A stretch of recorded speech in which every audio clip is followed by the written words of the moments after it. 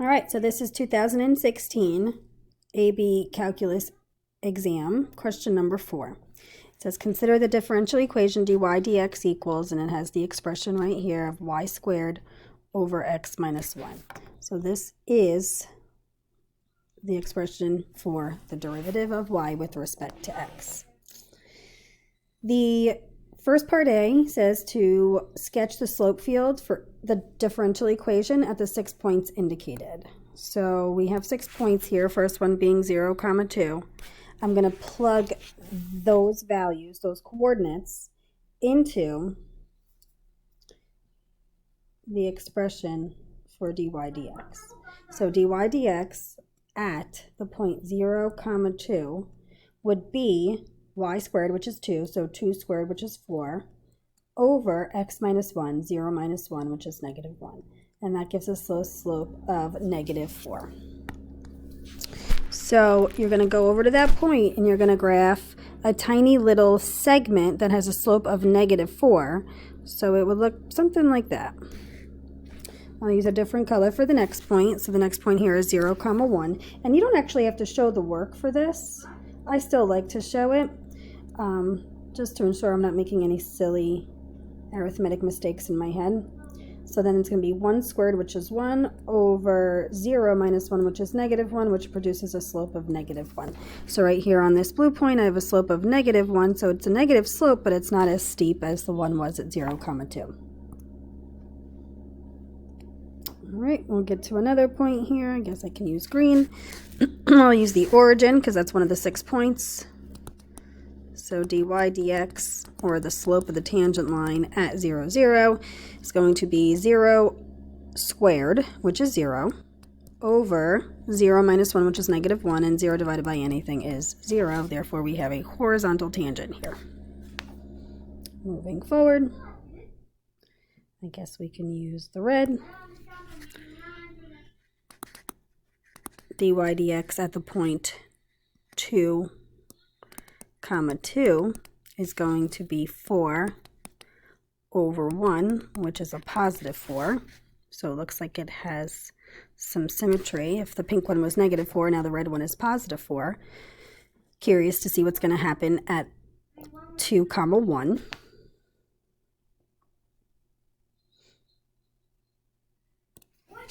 So the derivative, it's not very bright there, at the point 2, 1 is going to be 1 squared, which is 1, over 2 minus 1, which is 1, and 1 divided by 1 is 1, and therefore you see that symmetry that I was just discussing. And last but not least, the point 2, 0. Go ahead and do that in black. So dy dx at the point 2, 0 is going to be 0 squared, which is 0, over 2 minus 1, which is 1. Anything, 0 divided by anything is 0.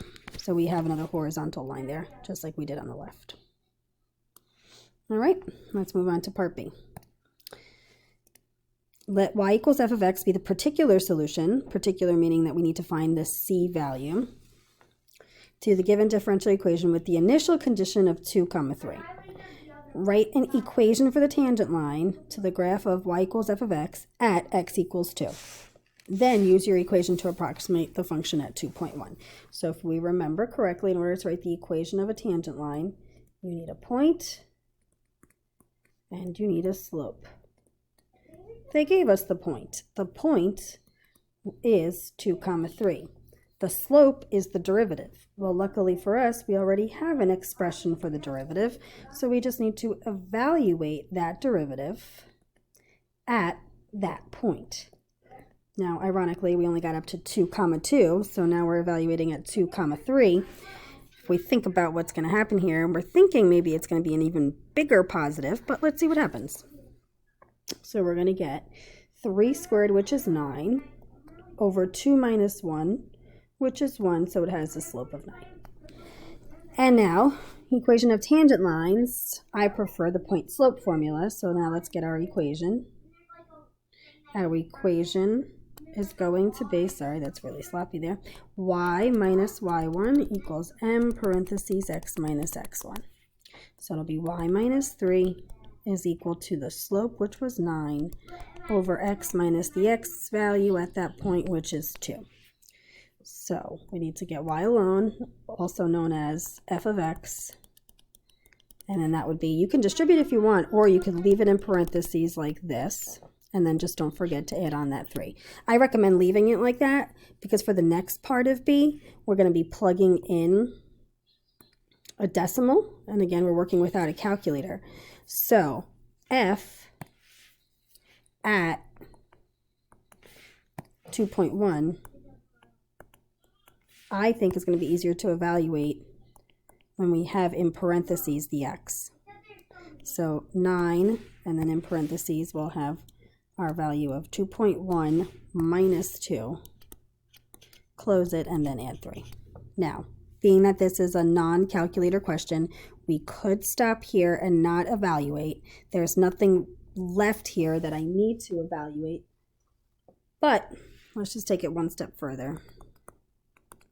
So f at 2.1 would be equal to 9 times 2.1 minus 2, which just leaves us with 0.1, and then plus 3, which would give us 0.9 plus 3, which gives us a final answer of 3.9.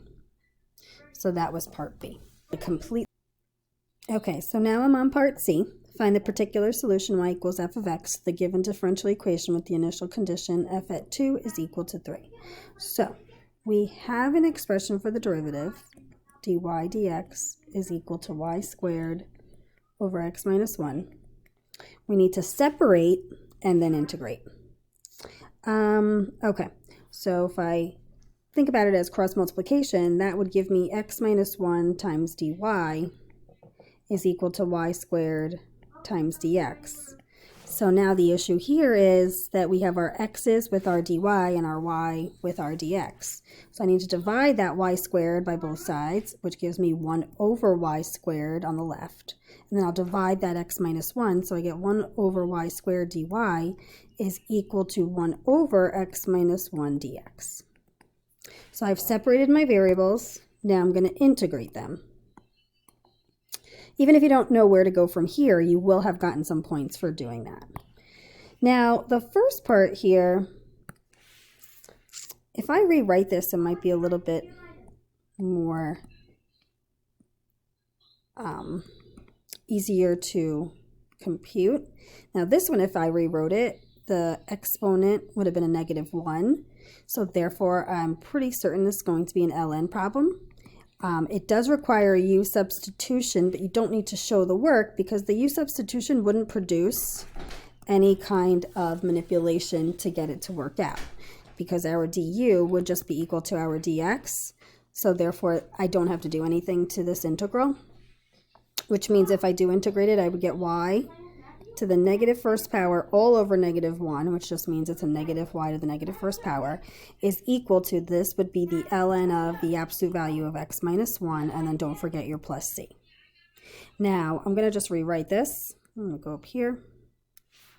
I'm going to rewrite this as negative 1 over y is equal to the ln of absolute value of x minus 1, and then plus c. Put a little star here, because that's where I'm going to actually plug in my initial condition.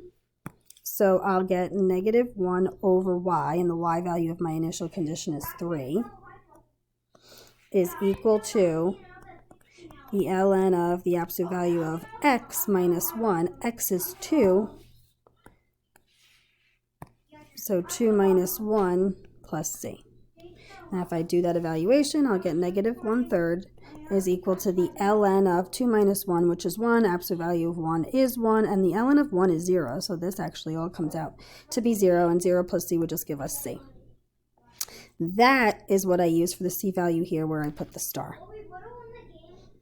I'm going to scroll this up a little bit. I have a tiny bit of space there. I can squeeze the rest in. So now I'm going to plug back in to that. I'm going to go down here.